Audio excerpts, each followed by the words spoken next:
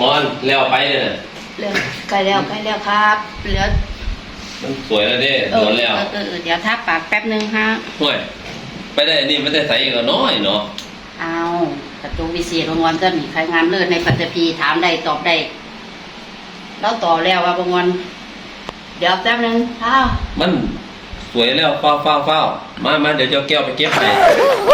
โอ้โหโอ้ยเนาะเฝ้าแบบใดแบบเนี่ย